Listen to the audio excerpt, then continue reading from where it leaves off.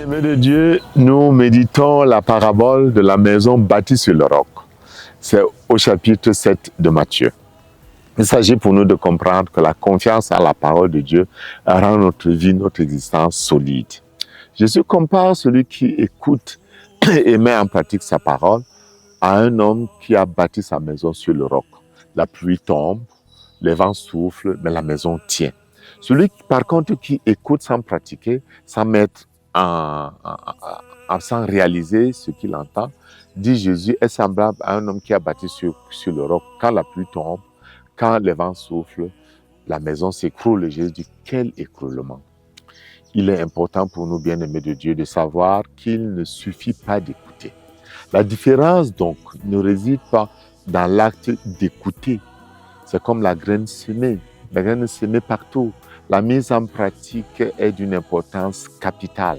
Voilà pourquoi Saint Jacques nous dit au chapitre 1, « Mettez la parole en pratique, ne vous contentez pas de l'écouter. » La foi authentique va de pair avec l'action.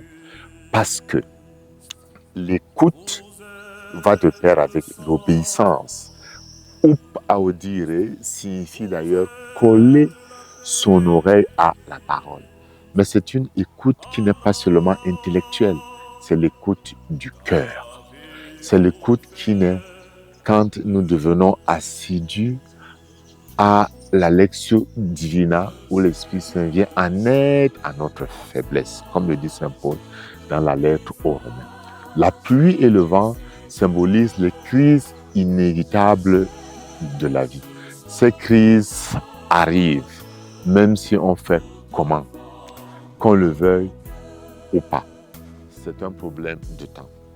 Bien-aimés de Dieu, je vous laisse une question importante. Dans ma vie, est-ce que je me contente d'écouter ou bien je prends des résolutions que j'essaye de réaliser en demandant la grâce divine?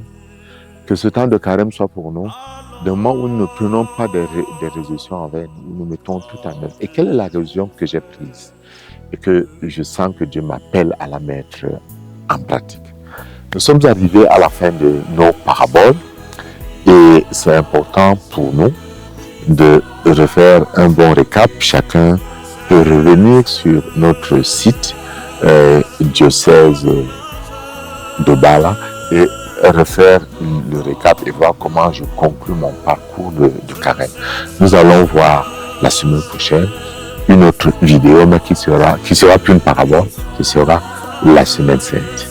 Et merci pour ce temps que nous avons pris ensemble, les yeux fixés sur le Christ, continuons le combat que Dieu nous propose afin d'être transformés de l'intérieur en ce temps de carême.